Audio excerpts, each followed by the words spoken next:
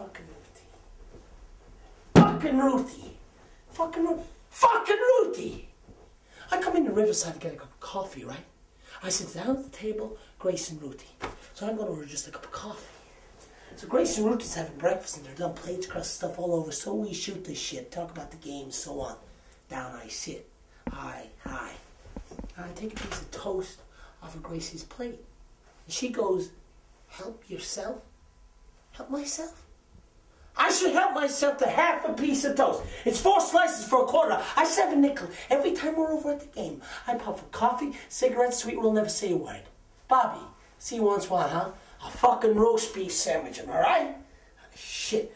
We're sitting down at the table, how many times do I pick up the check? But no, I never go and make a big thing out of it. It's no big thing and flaunt like this one's on me like some bust out asshole.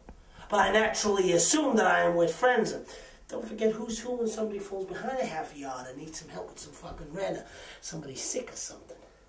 But I tell you this, Don, only, and I don't think casting anything on anyone. From the mouth of a southern bull-dyke asshole ingrater, a nowhere vicious cunt, can this trash come? And I take nothing back. And I know you're close with them. Yes, I've always treated everybody more than fair. Never gone around complaining. Is this true, Don? If somebody is against me, that's their problem. I don't gotta fuck around behind somebody's back. I don't like the way you're treating me. I pray some brick say falls and hits them on the head when they're walking down the street. But to have that shit hit turned in one breath, every fucking sweet roll I've ate with him in a ground glass. And I'm wondering, were they sitting there and eating it and thinking, this guy's a fucking asshole to blow a quarter on his friends? This hurt me, Don.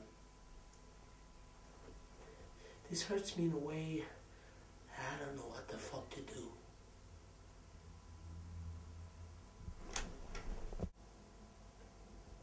Hey, good fellow, what's your name? Your Majesty, my name is John Nicholson. But in order to escape persecution in the old days, I became known as John Lambert. As to that, I wouldn't trust you, having 2 names, even if you were my own brother. I think your Majesty does not need to trust anyone except yourself in these circumstances. For whatever is right and good flows from your Majesty's person. I did not come here to hear my own praises, nor was this assembly convened to dispute on any point of faith, but rather the king, being supreme head of our church, intends openly to condemn and confute this man's heresy in the presence of learned bishops and others here present. It is said that you deny the presence. I demand to know, Mr. Lambert, whether you believe that the bread and wine after consecration truly represents the body of God the Son. Your Majesty, I agree with St. Augustine that it is the body of Christ after a certain fashion. Now, St. Augustine tells us that it is impossible for the bread and wine of the Mass to retain the outward appearance of bread and wine after their essential nature has changed.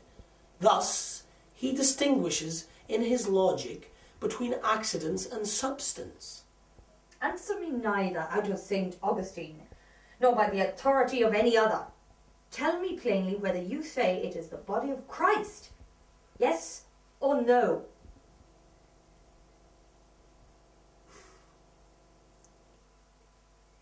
It is not his body. I deny it. I want to, Bobby. See, I never thought that all this day would come when I'd have to explain. I'd hoped to disappear to America forever. And I would have too if they'd wanted me, if they'd wanted me for the filming, but they didn't want me. A blonde lad from Fort Lauderdale they hired instead of me. He wasn't crippled at all. But the Yank says better get a normal fellow who can act crippled than a crippled fellow who can't feck and act at all. Except he said it ruder. I thought I did all right for myself there with me acting. Hours I practiced in my hotel there and all for nothing. I give it a go anyways. I had to give it a go. I had to get away from this place by any means, baby Bobby. Just like me mammy and daddy got away from this place. Going drowning myself in Offendingham when I was here. Just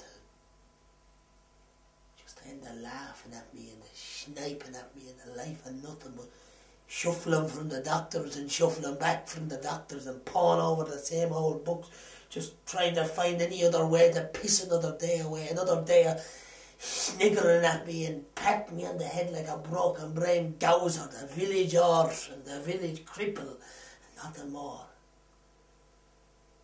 There's plenty around here just as crippled as me. But it's on the outside it shows. With your permission, madam, may I ask if you would consider marrying the king? You may ask, sir, and as for my inclination, you know that I am at the Emperor's command. Oh, madam, how happy shall you be if it be your chance to be matched with my master? Shall I? Why? My royal master is the most gentle gentleman that lives. His nature is so benign and pleasant that I think till this day no man has heard many, if any, angry words pass his mouth. His Majesty is one of the most mighty princes of Christendom. If you saw him, you would talk of his virtue, gentleness, wisdom, experience, and his goodliness of person.